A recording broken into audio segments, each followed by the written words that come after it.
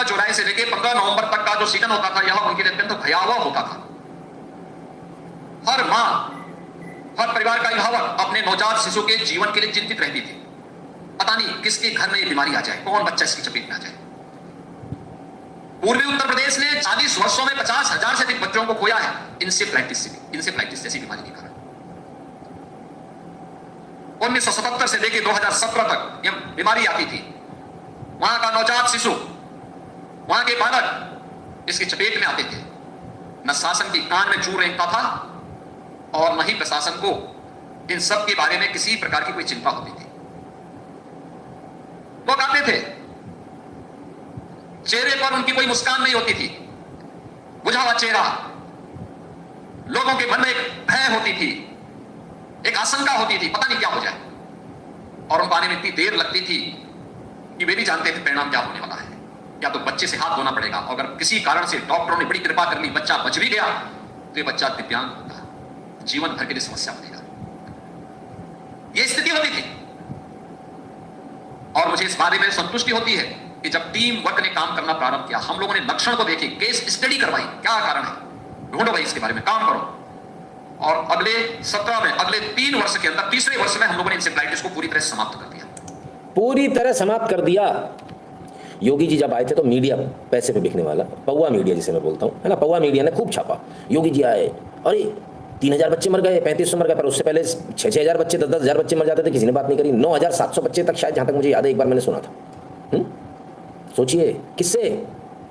Encephalitis, जापानी बुखार जिसे बोलते थे, दिमागी बुखार, बचना मुश्किल है। अब वो खत्म हो गया यूपी से sir.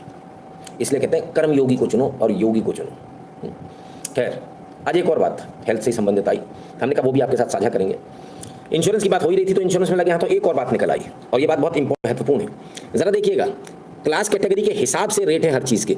Sweet room A class, suite room B class, twin sharing room, private room twin sharing में, और मल्टी शेयरिंग रूम और ओपीडी, तीनों के जरा रेट देखिएगा। ये तो इनके हो गए चार्जेस। डॉक्टर चार्जेस देखिए, स्वीट में 2,500 रुपये हो जाता है, बी कैटेगरी के स्वीट रूम में 2,000 हो जाता है, ट्विन शेयरिंग में 1,500 हो जाता है, और मल्टी शेयरिंग में 1,000 रुपये रह जाता है। समझ रहे हो बात को? ऑपरेशन थिएटर चार्जेस देखो, यहाँ मजा आ जाएगा आपको। 16,000 रुपये है मल्टी शेयरिंग रूम में। कह रहा हूँ जनरल वार्ड में जाओ बेटा, फायदे में रहोगे। ट्विन शेयरिंग में 16,799, और जैसे बी टाइप में आए तो 22,000 हो गए 16 से। भाई साहब, ओटी का चार्ज कैसे फर्क हो गया? ओटी में कुछ अलग कर दिया क्या? और जैसे ही आप ए टाइप में गए, बेस्ट स्वीट हॉस्पिटल है, तो 33,000 रुपये निकालो। न्यूट्रिशन चार्जेस आ जाइए 231 रुपये, 462 और 2022, 231 और 2022, 10 गुना, 3,300 और 16,000, 33,000 और 16,000। इसी प्रकार से मल्टी पैरामीटर 3,000, 9,000 मॉनिटर चार्जेस। भाई मॉनिटर वही है, बदला नहीं है, लेकिन यहाँ 3,000 यहाँ 9,000 हो गया। इतना फर्क कैसे? सोचिए, सीबीसी कराओगे आप, एक ही मशीन में जाना है। ओपीडी में 430, भर्ती हुआ तो 520, अच्छे में भर्ती हुए 604 और 902 रुपये। ब्लड शुगर 360, ओपीडी में 300, यहाँ 360 हो गई, चलो यहाँ 630 हो गई।